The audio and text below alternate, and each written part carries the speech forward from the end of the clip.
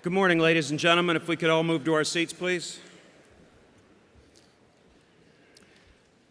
Ladies and gentlemen, before we start today, I'd like us all to take a moment and have a moment of silence to commemorate the three family members of our community that we lost yesterday from Memphis Hospital Wing. So if we could have a moment of silence, please.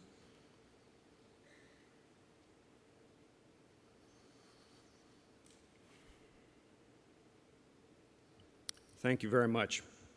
I would also like to acknowledge that our Medevac Foundation Board Chair, Kevin Hutton, is not able to be here today, and Sandy, they had to leave early yesterday morning as Kevin's father has passed away. So again, please keep Kevin, Sandy, Kim, and their whole family in your thoughts and prayers. I'd like to talk a little bit about AMTC this year. I think we've had a great conference.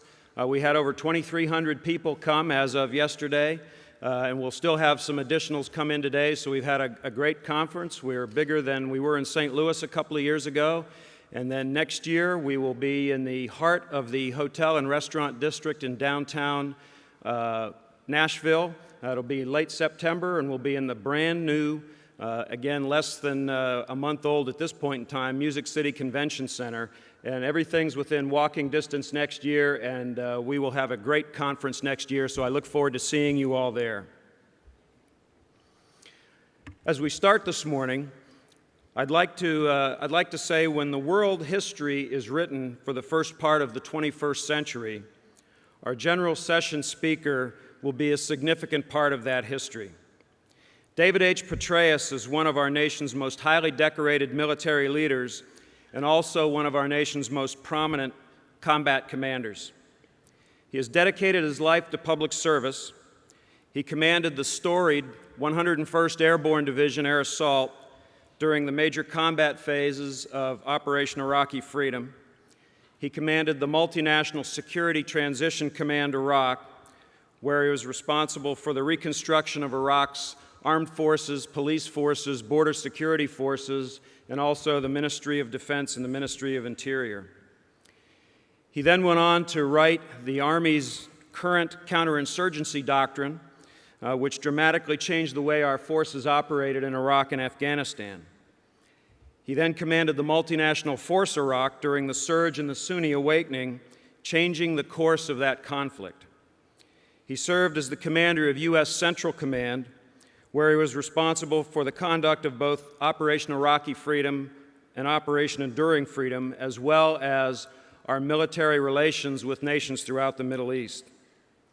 He then commanded the international forces in Afghanistan, where he halted the Taliban's momentum and changed the course of that conflict. After retiring from over 37 years of service with the U.S. Army, with almost 7 of those years being in combat, he served as the director of the Central Intelligence Agency. There he oversaw significant achievements in America's global counterterrorism campaign. He pursued substantial initiative to increase worldwide intelligence coverage, guided the development of a strategic plan for the agency, and oversaw the establishment of a new economic security center. General Petraeus currently serves as the chairman of KKR Global Institute, which is a $78 billion a year global private equity firm, and also serves as a visiting professor of public policy at the City University of New York's Macaulay Honors College, and as a Judge Whitney Professor at the University of Southern California. He also has direct personal and professional experiences that are relevant to the medical transport communities. As a battalion commander at Fort Campbell, then Lieutenant Colonel Petraeus was critically injured in a training accident. He was then medevaced to Vanderbilt University Hospital, where a young trauma physician and future Senate Majority Leader Bill Frist operated on him and saved his life. Then later in Iraq and Afghanistan, he was responsible for both the intra-theater and inter-theater medical evacuation systems that have served our military personnel, our civilian personnel there, and the international forces personnel so magnificently during over a decade of combat operations. Unfortunately for us this morning, as an international commitment has come up that General Petraeus needs to leave for immediately following his conversation with us, That commitment has prevented him from traveling to Virginia Beach this morning. But we are fortunate that our Ames staff and General Petraeus' staff were able to arrange for him to join us by VTC. He will be able to see the audience, he will be able to interact and take questions at the end of his presentations. And so it's with great pleasure and great honor that I now introduce General David H. Petraeus. Boss, over to you.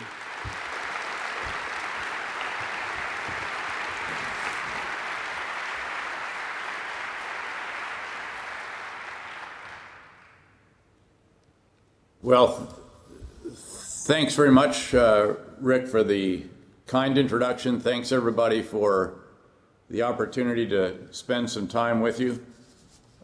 Thanks for the kind words, Rick. I wish my dear parents could have heard them. My father would have enjoyed them, and my dear old mother would have believed every kind one of them. So thanks for that. As I think of my task this morning, it actually brings to mind the story of the young schoolboy who had to give a report to his class on Julius Caesar. Julius Caesar was a great general, the little boy reported. He won some important battles. He made a long speech. They killed him.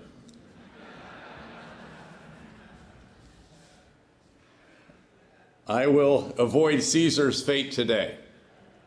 In fact, what I want to do this morning is just to say a few words as one whose life likely was saved by air medevac, as Rick mentioned, and then, by the way, a decade later by ground medevac. Should have asked for air medevac that time as well, as I felt every bump in the road on the way to the hospital after fracturing my pelvis. And then I'll take a few questions. And in truth, it is my personal experiences that led me to agree to be with you this morning, despite that international commitment that General Sherlock mentioned. Because I think this is a group whose members truly do carry out the Lord's work, if you will. You really are angels to those who are injured seriously, whose lives often are at stake, and who have to get to the hospital in what we term the golden hour in the military. A group whose members have made such enormous strides in recent years, whether it's rotary wing air medical evacuation, the fixed wing transport of patients, even the ground evac that ties in to what you all do. So it's great to be able to spend some time with you, a profession that, again, does truly noble work that is, even in routine circumstances, still dangerous, and how sad it is to hear of the reminder of that. And I offer my condolences on the loss of the 3 members of the air medical community in the fatal accident in Tennessee yesterday morning.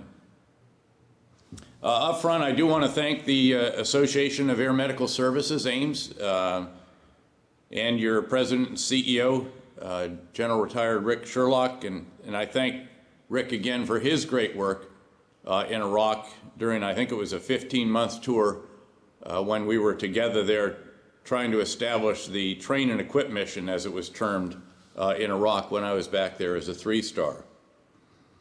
Thanks to the chairman of the AMES Board of Directors, and condolences to the Medevac Foundation International Board of Trustees Chairman Kevin Hutton, who, as Rick mentioned, had to return on learning of the death of his father.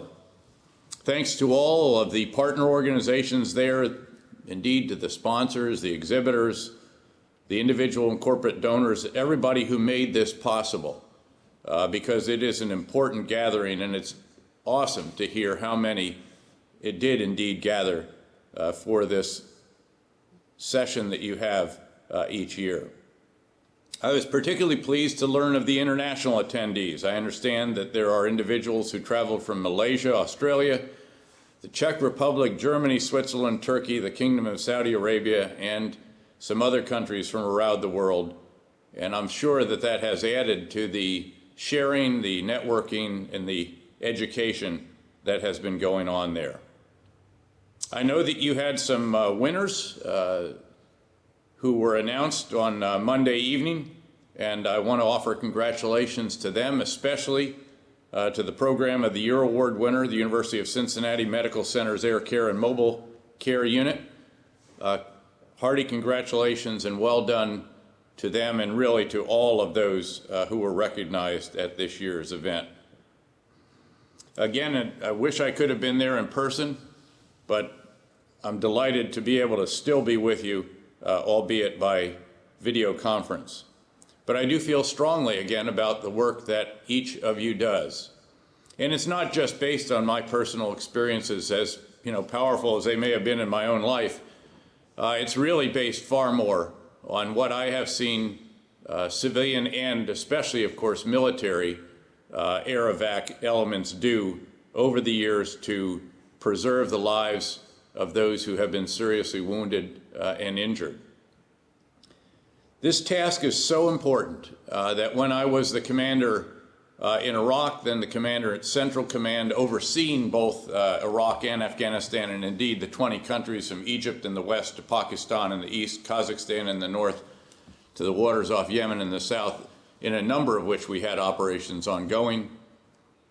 And then the commander in Afghanistan, that in each of those positions, the Secretary of Defense, Bob Gates, and I personally tracked on a monthly basis a recap of how long it took to get our soldiers, sailors, airmen, Marines from the point of injury or wound to the hospital, and we made darn sure that it was well under the 60 minutes that constitute the golden hour.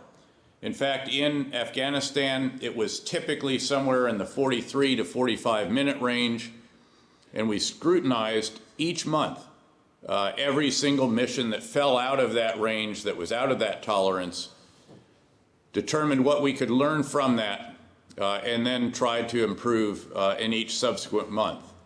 And we made, of course, extraordinary improvements during that time. It was not just, of course, military personnel that we had. We had lots of civilians, contractors, Department of Defense civilians, and others there with us in the mix. And I think one of the strengths of your organization has been the cross-fertilization that has taken place between our armed services and the civilian air medevac elements that do so much for our citizens throughout the United States, and indeed with your international members throughout the world. In fact, I wonder if I could just ask, I am able to look at the audience and just see how many of you raise your hand if you had some military service over the years. And not a surprise, quite a few hands go up, and of course I thank you for what you did in uniform, and I thank you frankly for what you have done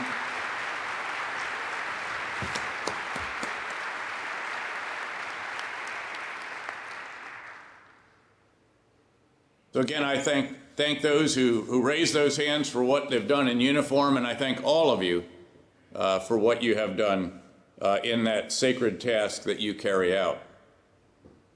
As General Sherlock mentioned, my life really was saved by Air Medevac. I was a young battalion commander, I think first or second month in command.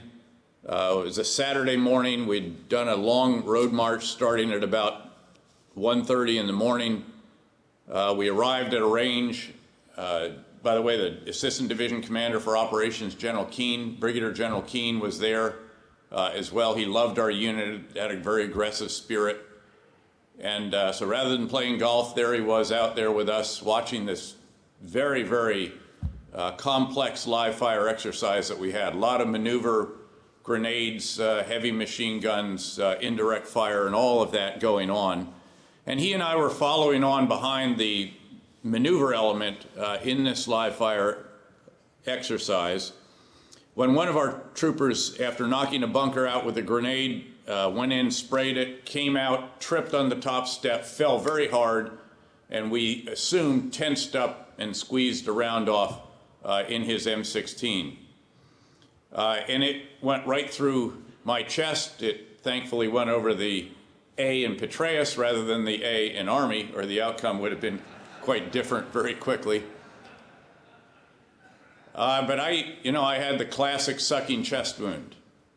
And by the way, I used to joke later that it took lightning fast reflexes to dive in front of General Keane and save him, take that bullet for him. Never quite convinced him of that, especially because I really hadn't moved and I didn't even see it, but he did. In case you've never had a round go through your chest and keep on going out your back, it feels as if you're hit from behind, actually, by the world's largest sledgehammer suspended from, a crane or something like that. And it's quite an enormous blow. Needless to say, it not only knocks the wind out of your solar plexus, it's quite an experience. And the worry, of course, in a situation like that is that an artery has been severed. Indeed, at Fort Campbell, Kentucky, where I was assigned at the time, I was at the 101st Airborne Division as a battalion commander as well. We actually lost two soldiers, a great senior non-commissioned officer in Special Forces, and then a battalion commander during a 3-year period that I was there at Fort Campbell. In each case, they literally bled out before the medical evacuation helicopter could be there. In my case, that did not happen. It turned out later it nicked an artery, and without question, again, the air evac and then the actions at our post-hospital saved my life, and then the subsequent surgery was critical in identifying that an artery had been nicked, not severed, cauterizing that, pulling all the stuff out, and so forth. But I was fortunate to have some great combat lifesavers, great medics on the range. They obviously got an IV going. They did the classic steps of take a battery plastic and put it over the exit wound so that you don't have the gaping hole back there. And, got me down, got the medevac bird in. It was out there within something like 15 minutes or so, and took me in about a 10-minute flight or so into the post-hospital. Again, it's a Saturday morning. They took me in.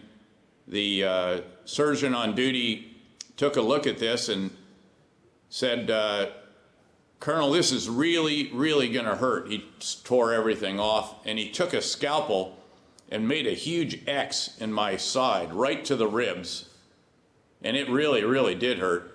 And then he took a plastic tube. Then he took a plastic tube and literally drove it right in between my ribs with suction on it. And it was the most painful experience I've ever had in my life. It was the only time in my life where I considered perhaps what the alternative to life might be briefly. But then he got suction on it, and that is now pulling the liquids out because there was internal bleeding, and as you all know far better than I, you can suffocate on your own liquids. So then he decided to put me back on the medical evacuation bird, fly me down to Vanderbilt Medical Center. And there, as Rick mentioned, they called in a young surgeon named Bill Frist, of course, later the majority leader of the Senate. And I used to joke later that, I was dying to meet Bill Frist. Got to work with me here. When you reach my station in life, you're only as good as the material they give you. So anyway, there I was in on a stretcher. They bring me in, and I must confess to you, this idea of civilian doctors constantly talking to you and asking you, you want to know about the operation. What about the procedure? Don't you understand? I said, hey, let's get on with this. I'm dying here. But, so he persisted. He said, are you sure you don't have any questions? And I said, okay, where did you go to college? And he said, Princeton University. That was where I went to graduate school. I said, what did you major in? He said, the Woodrow Wilson School. That's a competitive major. Only 1 in 3 get accepted. So this is looking real good. And then I said, where did you go to medical school? He said, Harvard. I said, let's go. So anyway, he took me in, did thoracic surgery, pried everything apart, a couple more chest tubes. And as I mentioned, cauterized, pulled out little pieces of rib and everything else. But the fact is I was extraordinarily lucky that that it missed the shoulder, it missed joints and everything else. And in fact, I was able to get out of the hospital within about 6 days or so. Basically, they got tired of me, and I got tired of them. It was driving them crazy. I would put all my tubes in a wheelchair and walk laps around the hospital endlessly all day, and they finally decided they ought to let me get out. So that was the first experience. And again, the fact is that it was a medevac bird that enabled all of that, and that did, in fact, save my life. Years later, when I was skydiving, I was assigned to the 82nd Airborne Division, and actually by then I was in the headquarters of 18th Airborne Corps at Fort Bragg, North Carolina.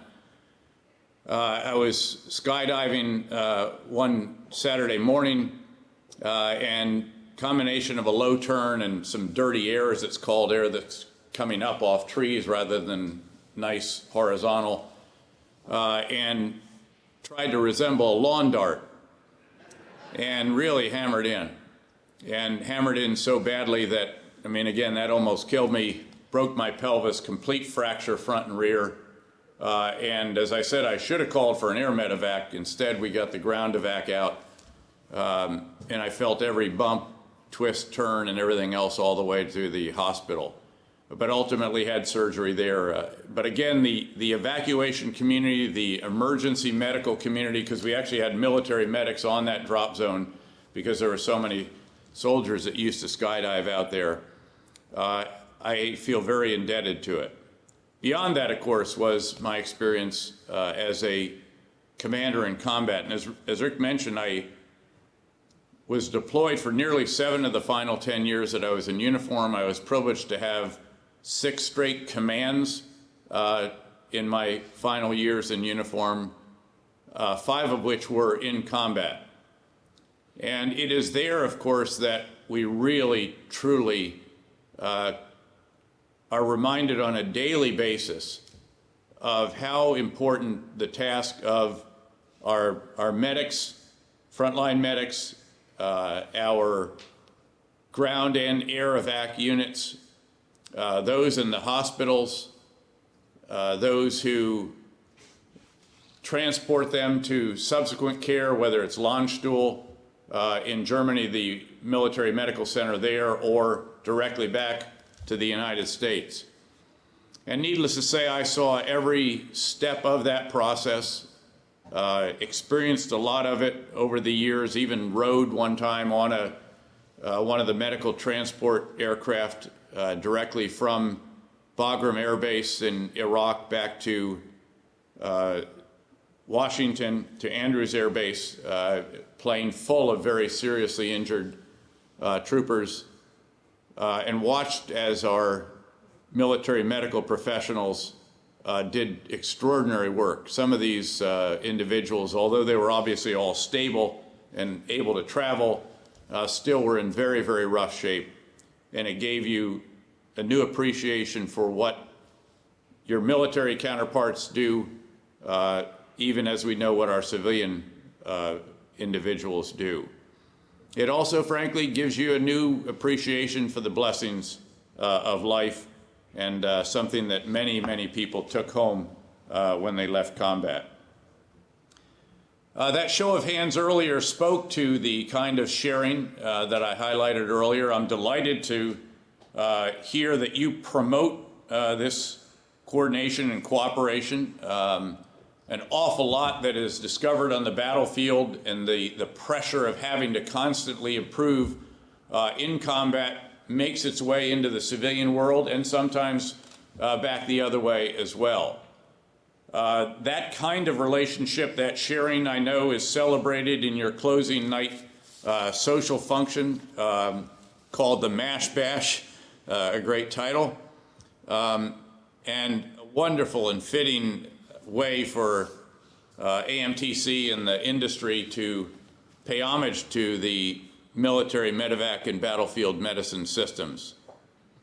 And I appreciate that, again, as one who has so deeply appreciated what the members of those organizations do.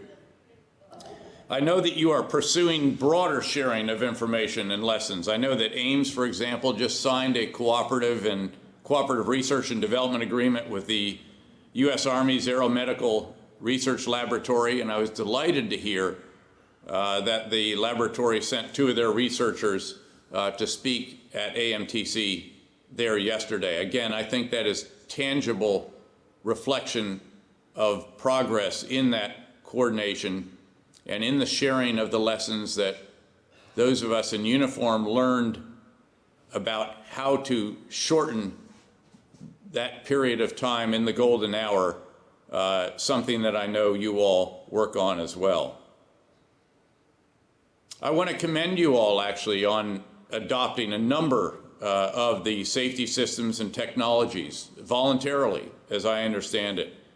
The use of night vision goggles, terrain warning and collision avoidance warning systems, flight data monitoring equipment, and a variety of other tools. I know that there is very enhanced training and use of simulators, as has been the case in the military, the use of operation control centers. Even as you're awaiting the FAA publication of the final rule on air medical safety, which I know has taken over 2 years and still no firm date for publication, but I know that, again, that organization, that AMTC, is going to encourage and tell the FAA that we look forward to confirming their excellence in bringing that task to completion. Let me actually bring this part to an end just by recalling something that I used to remind our men and women on the battlefield of periodically. I used to say that, look, you're all engaged in something extraordinary, but no matter what the task is, no matter how sacred, whether you're an angel on the battlefield or whatever, over time the Groundhog Day syndrome does set in. Candidly, it even sets in when you're the commander of the surge in Iraq or in Afghanistan or at Central Command, even as the director of the CIA, where the routine is established, you are working really hard, you're probably at the edge of your sort of what you can do physically. Certainly that was the case in combat, where you're right on the edge of how much sleep you can get by with. And today is the same as yesterday was and the day before it, and tomorrow is probably going to be the same, different congressional delegation, different meeting with host nation leaders, whatever the case may be, but it'll seem the same, and you get to a point where you're just sort of putting your right foot in front of your left foot and repeating the process. Groundhog Day does set in. In fact, we actually had units that handed out Groundhog Day coins in Iraq. And when I would sense that that was the case there in those commands or out at the agency, I'd gather folks together and remind them that it does afflict all of us. But when it does, you need to come on out to 30,000 feet. Now, that's easier for a lot of you. Actually, 30,000 feet might be a little bit of a stretch. Maybe come on up to 12,000, 15,000 feet without oxygen. Look down at what it is that you're doing. Remember how awesome the task is and how important it is to your fellow human beings. Recall that you can be the most important person in the life of a fellow human being, and you really are. And I've often said, the most important army of one, as we used to use the term, is that medic who's peering down into your eyes as he tries to get an IV started, or the medevac pilot who's speeding you to the hospital. So recall all of that. Remember what an extraordinary privilege it is to do what you do, and to do it with those who are also in the cockpit and in the back and on the receiving end and the giving end, and then get on back down to work and take up your tasks with renewed vigor and determination, because what you do is literally life-changing, life-saving, and of the greatest importance to those individuals who are in the back of your helicopters, your vehicles, your fixed-wing transports, or whatever. And with that thought in mind, I want to thank you very sincerely for what each and every one of you does each and every day that you're out there as a medical evac person. Thank you very much.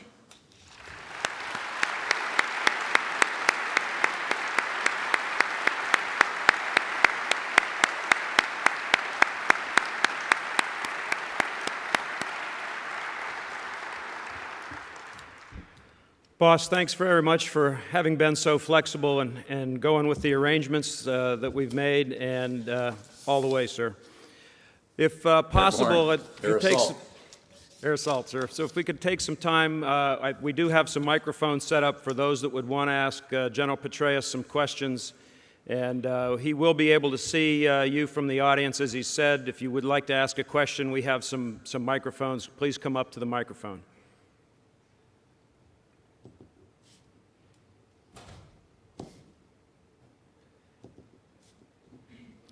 Okay. Somebody's got to have a question. Yep, we have a gentleman running to the mic now, sir. Great. Thank you, General Petraeus, for being with us. I'm curious to know what happened to the trooper who shot you.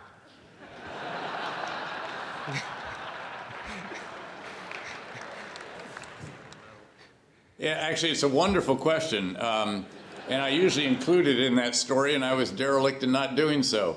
Actually, Specialist Jones was a great trooper, and so I had the battalion chaplain bring him down to Nashville right after, as soon as I was really able to receive visitors, which I think was about 2 days after the operation. Brought him in and, sat him down and reassured him. Told him, he one shot, one kill. He didn't quite meet that standard, so we'll have to work on the marksmanship a little bit. On a serious note, told him that we still expected him to anchor the battalion cross-country team the following week. He did. We won the championship. And that his slot in Ranger School was still secure. So, no, he did fine. He was a good trooper, and, this is one of those things, and what we sought to do is obviously reassure him and make sure that he, didn't think about this every single morning when he woke up first thing. And I think that was the case. But thanks for asking that question. Other questions, please.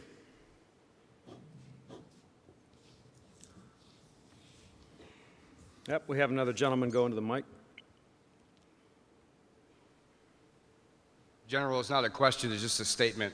It's an honor and a privilege to have you speak to us. I'll speak to myself. I'm a veteran, and I very much appreciate your time and energy. So thank you, sir.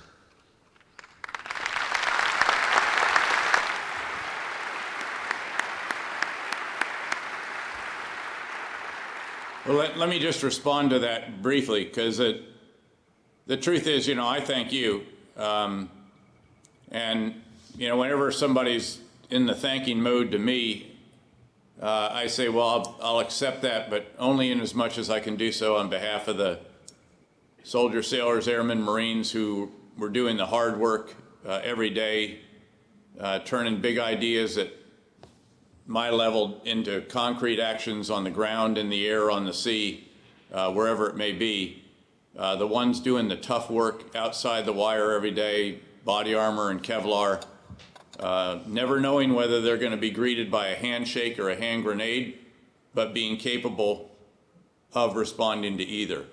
Our men and women in the post 9/11 generation who have fought our wars since then really do, in my mind, deserve recognition as the new greatest generation.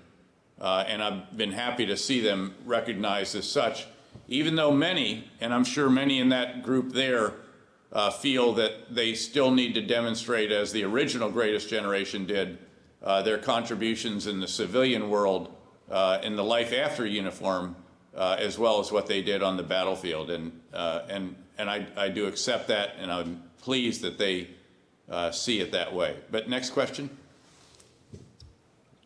It's an honor to hear your video conference, General Petraeus. I have a question about our soldiers that are dying in Lundstyle.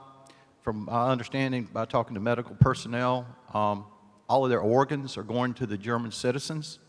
I've talked to many personnel that are working in that hospital. It's quite a shock with me because I was doing a lot of volunteer work with Donate Light in Eunice. And I think there's a way we could get these organs back to the United States to save U.S. citizens' lives. Even Vice President Dick Cheney had to wait 18 months for a heart transplant. He was on LVAD for 18 months. Even the Jerry Richardson, which owns the NFL Panthers, he was on the transplant list for 18 months. We've got a severe shortage of organs. There is a new system by Organ Care in Connecticut, which is a system where we can take the heart and keep it alive for 14 hours. It's possible with a very fast jet we could get it back from Germany to the East Coast. There's also a new system to keep the lungs alive for extended hours. We could make this possible. I think even people up at the top like yourself are possibly unaware that all the organs for the soldiers that die on the battlefield or die in Lundstyle all go to the German citizens. Yeah, no, it is actually news to me. I was not aware of it. And I don't know if there's a medical protocol there or some kind of international norm in that regard. But I would encourage Organ Care actually to contact the Assistant Secretary for Health Affairs in the Department of Defense.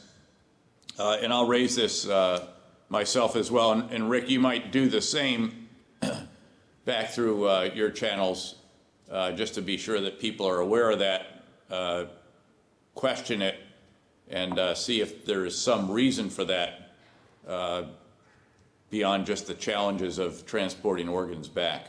But thanks for that point. Thank you next very much. question over there. Honored to ask you the question today. Thank you. God bless you. And you. Yes, sir. Thank you very much again for speaking to us. You've had to deal with some very interesting personalities on a very public international stage. Do you have any advice for us in how to deal with those kinds of situations where it's very public, it's very delicate, and it has significant consequences as you've had to deal with the Afghans and other major political entities?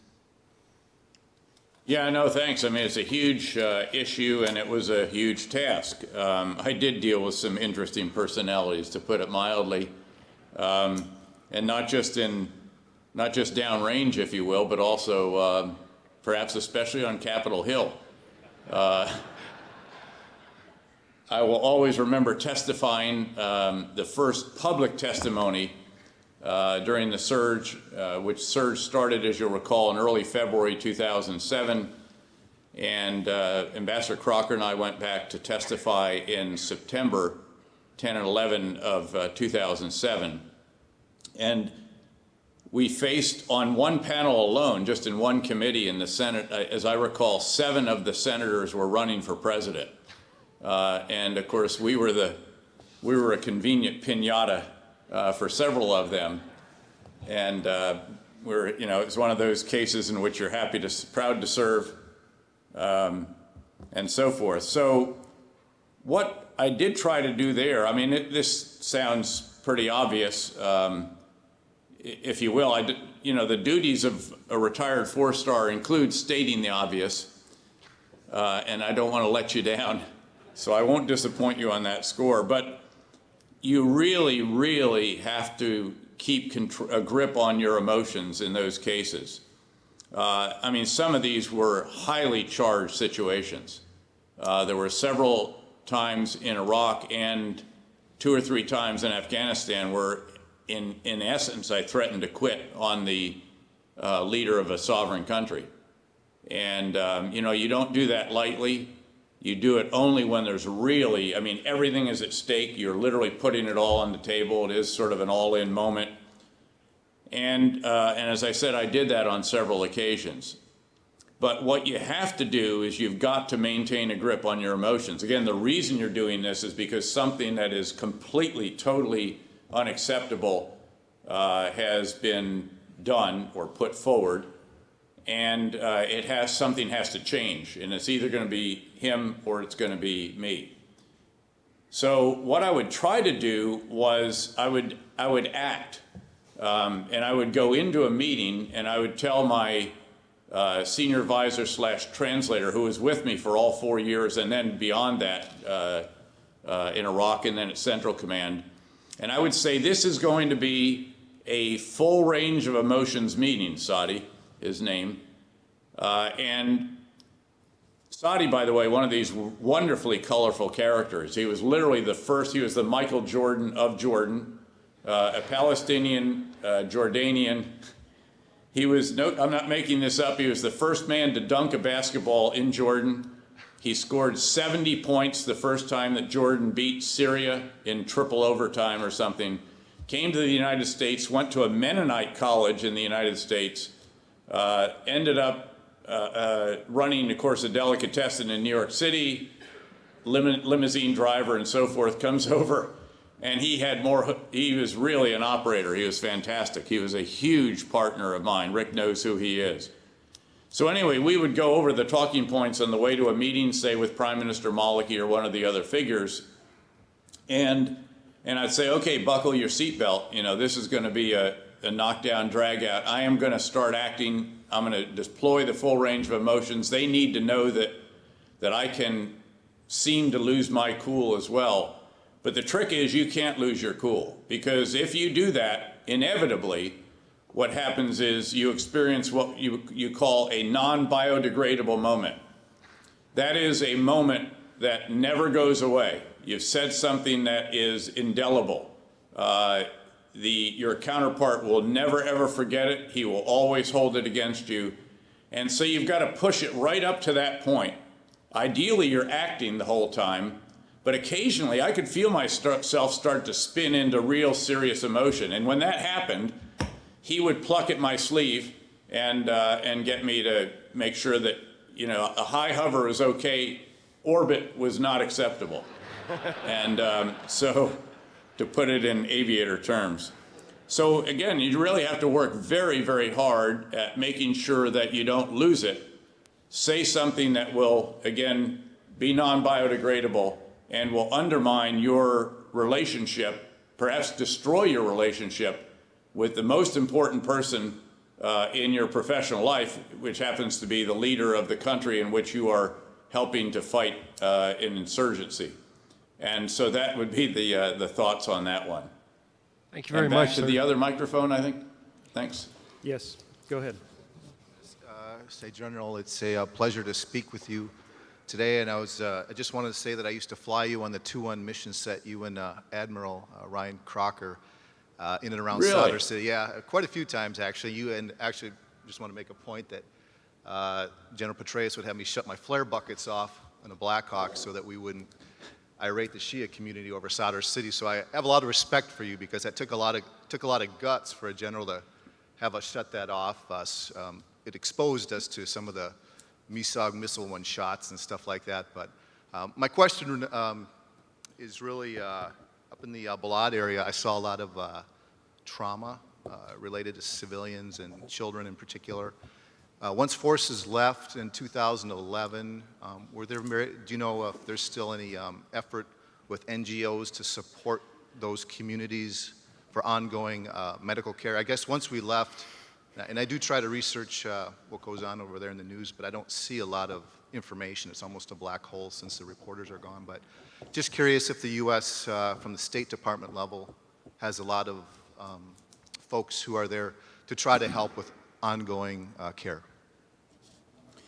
Yeah, there is. But actually, first, let me just thank you for your great flying over there. I remember those flights very vividly.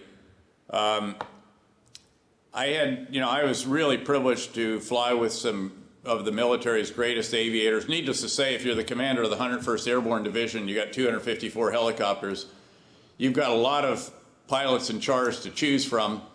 I had he was an instructor pilot, in fact, great Chief Warrant Officer for Mark Daniels as my pilot in charge.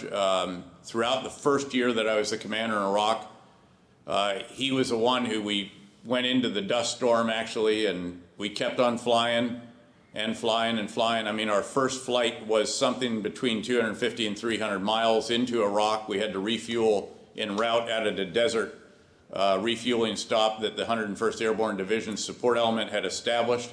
It was, by the way, the only refueling station, refueling station, that got operational in the first 48 hours. The one that was over on the hard stand couldn't get going. This is not, you all appreciate, this is tricky stuff. You got to have bags, you got to berm it up, you have to have bulldozers, you have to have hoses, nozzles, generators, it all has to work. And if it doesn't work, you don't get fuel. Ours worked. We pumped 500,000 gallons of fuel in the first 2 weeks of Operation Iraqi Freedom from that arm and refuel point alone. We flew into the dust storm. We were flying on Blue Forest Tracker, which is not exactly instrument flying, as those of you who know. I would look intently at the screen and say, hey, I think there's some wires coming up. Come on back up. We couldn't see the ground. We were inadvertent, as you call it, but we made it. And eventually just kept hovering down, trying to find a place in between all the blue dots that noted where the tents and headquarters were, field headquarters, and actually made it to the ground. I might add that if you won't share this, although I think the statute of limitations has run out, I had 40 hours of combat flying time in the left seat with Mark Daniels in that Black Hawk. It was just awesome. Loved it. I can understand the passion that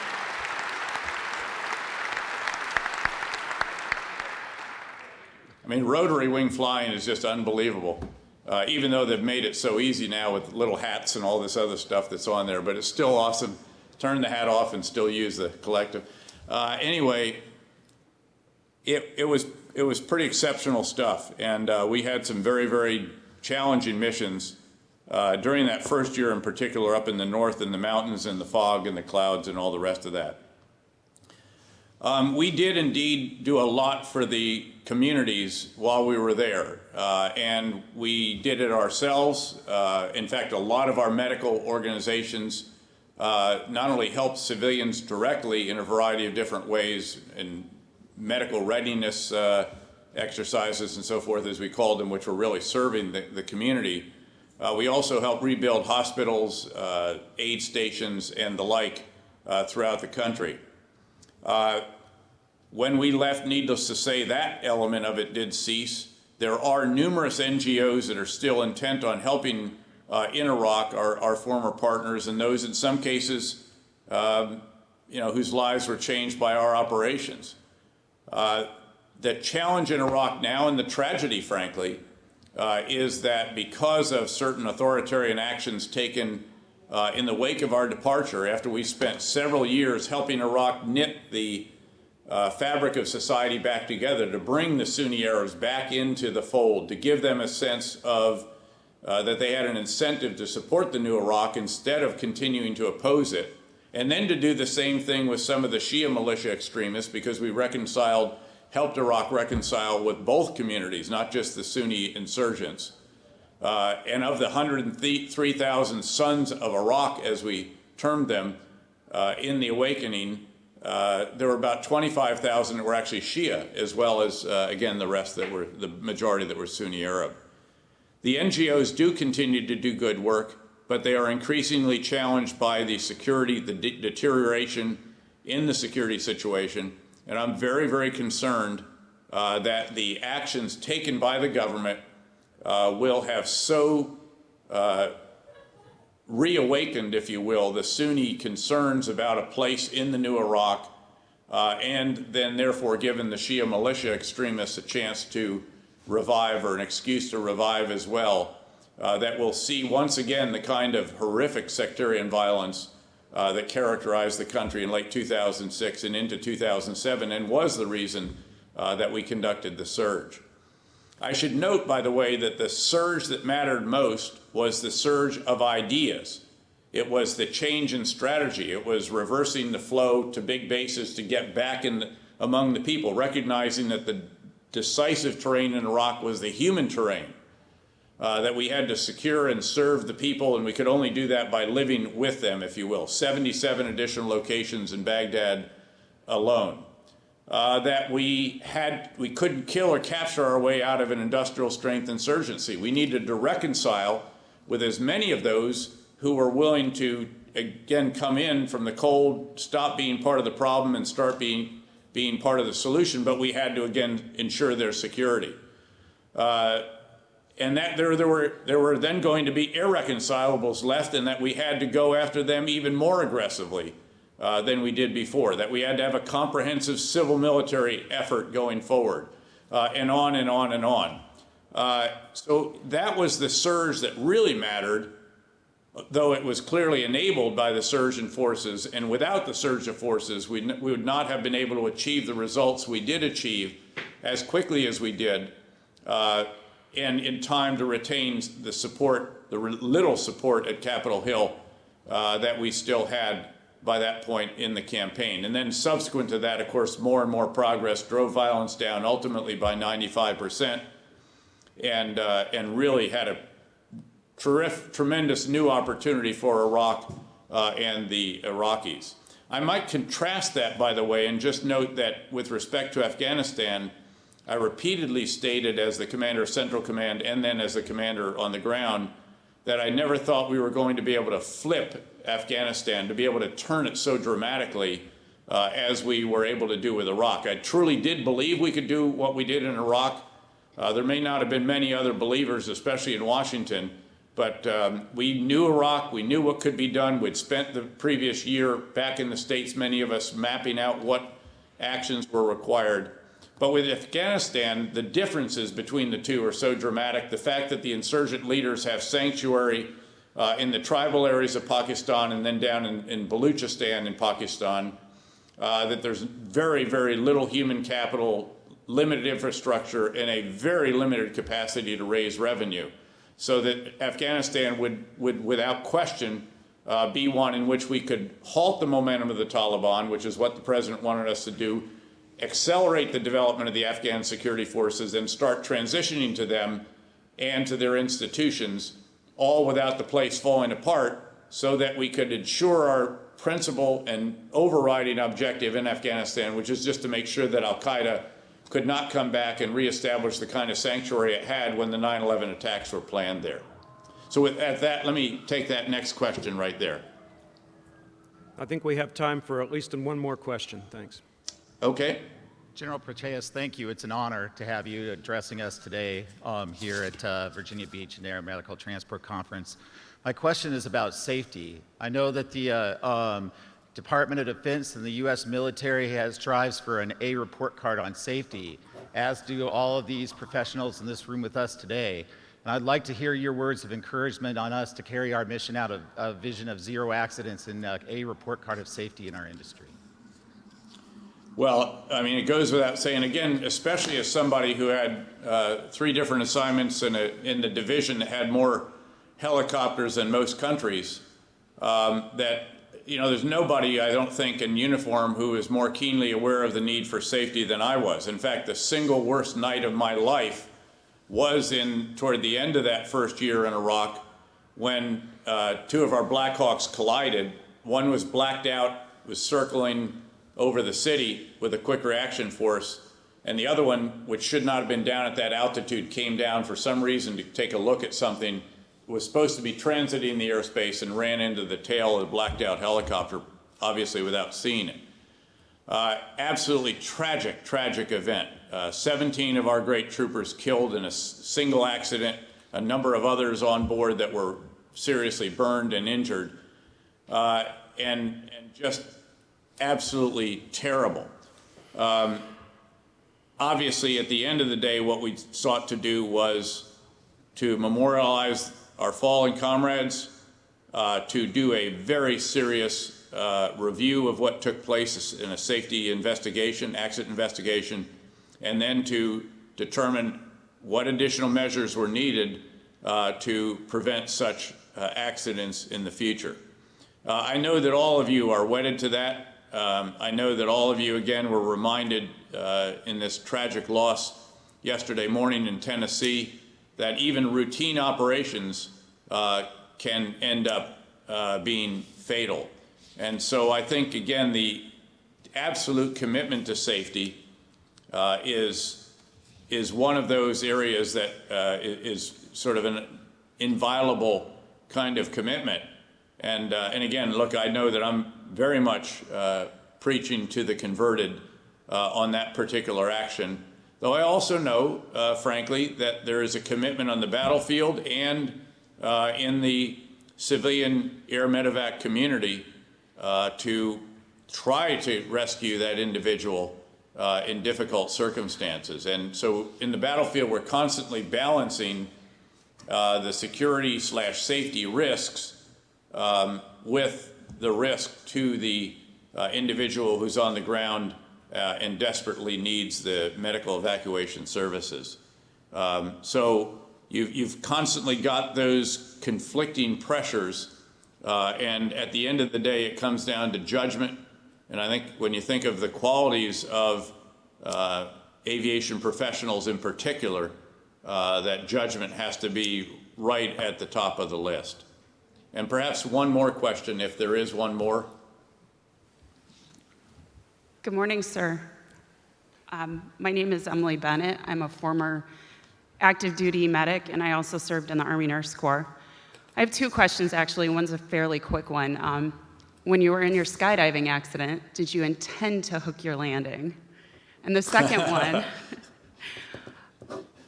many of us serve in leadership positions, and unfortunately, the medical and nursing field really suffers in treating our future leaders.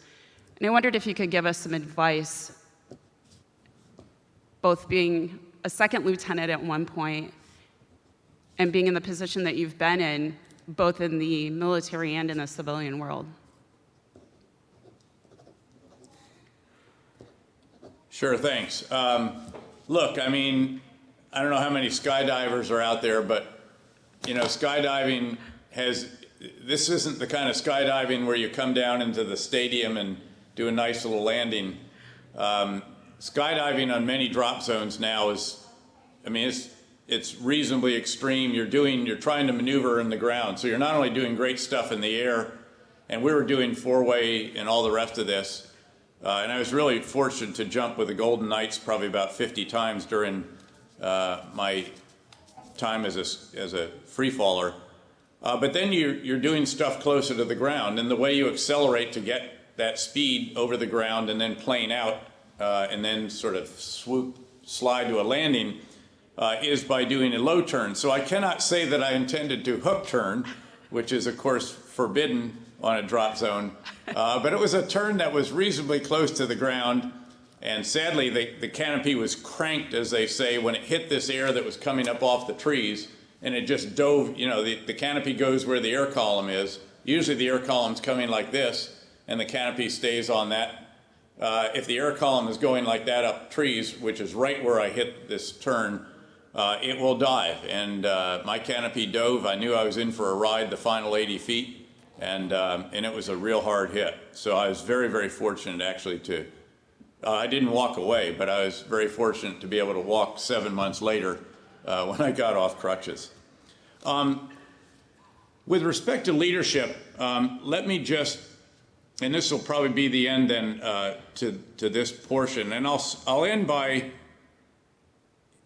noting that as you move up the ranks in leadership, civilian or military, people will constantly ask you, how would you describe your leadership style? They want to learn, you know, what style is it that you employ? Are you a cheerleader or a taskmaster? You know, are you positive or negative? What this kind of approach? And what I will always say in answer to a question about my leadership style is to ask another question. I'll say that if you will tell me what style of leadership is required to create conditions for each one of my direct reports and for the organization collectively that will enable them to be all they can be to achieve the greatest of their potential, real excellence, then I'll tell you what style I employ.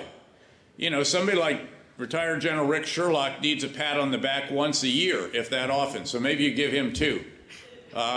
Somebody like, you know, Lieutenant Petraeus might need a pat on the back every afternoon. Maybe he needs a, you know, a boot in another part of the anatomy periodically. And you've got to figure out, again, what style is it that will bring out the best in each of your direct reports and in the organization collectively. And needless to say, the style that's required for the CIA with a, you know, an elite group, handpicked, you know, 150 applicants for every slot kind of organization is very different from the leadership style employed when you're a romping, stomping Air Assault Infantry Battalion Commander, Airborne Brigade Commander, Airborne Platoon Leader, where you literally are on the PT stand on some days, firing them up, giving them cheerleader kinds of stuff, leading from the front, and all the rest of that. So I think that's really the key issue, is that you shouldn't get locked into any one style. You want to constantly figure out what is it that will enable this person or that person to be all that he or she can be. And again, what is it that the organization needs most? Noting that the further up you go, I think the more you're into this sort of strategic leadership, where a big piece of it is getting the big ideas right, as it was for the surge of ideas, communicating them effectively throughout the breadth and depth of the organization, overseeing their implementation through a whole variety of means, including going out to the front to see it for yourself. Every week in Iraq, 2 days minimum, we were outside the wire with small units, seeing it for ourselves, for example, and then determining what changes you need to make to the big ideas, what refinements, because a lesson is only learned once it has resulted in actual concrete change to the mission statement, the plan, the vision, the provisions for the future.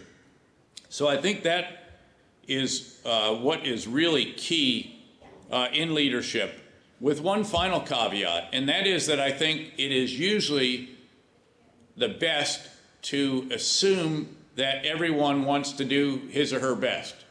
At least assume that. Look, I'm realistic. I know it's not true in every single case out there, but the vast majority of people in life want to be all they can be. They want to achieve their utmost potential.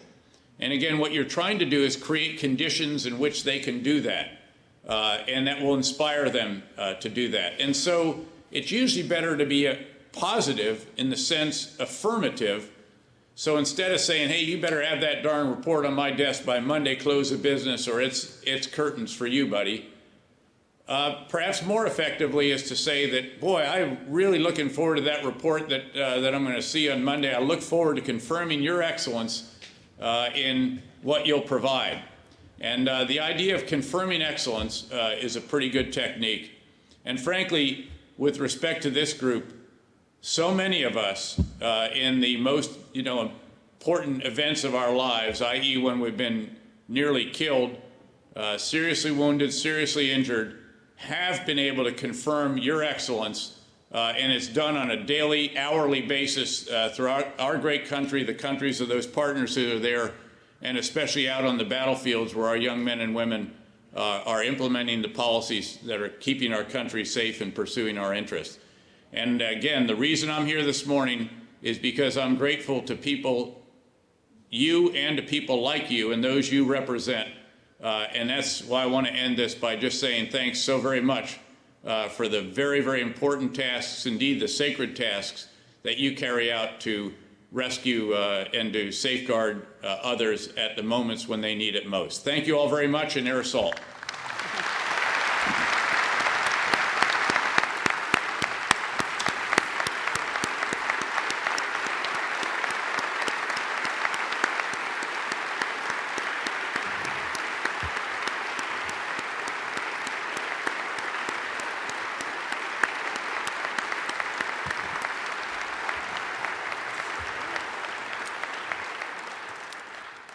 Sir, you may not have been able to hear it, but there were several hooahs and air assaults and among that the standing ovation.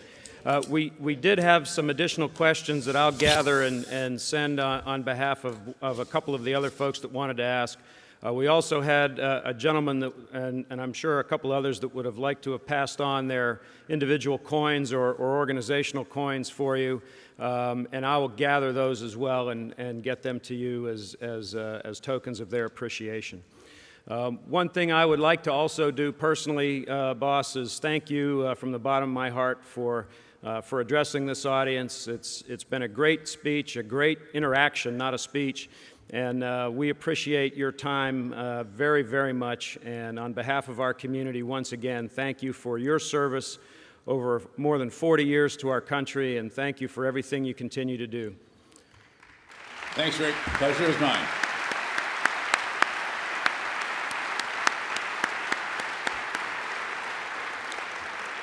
Sir, I know we have to get you on the road to your commitment, so we'll go ahead and kill the video link, but again, on behalf of our community, thanks and wish you the best.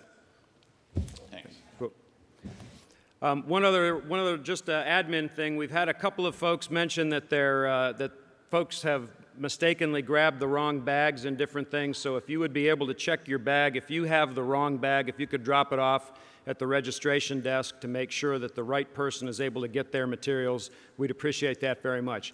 Thanks. Have a great rest of the day. We'll see you all at the MASH Bash tonight and continue to have a great AMTC, and we'll see you next year in Nashville.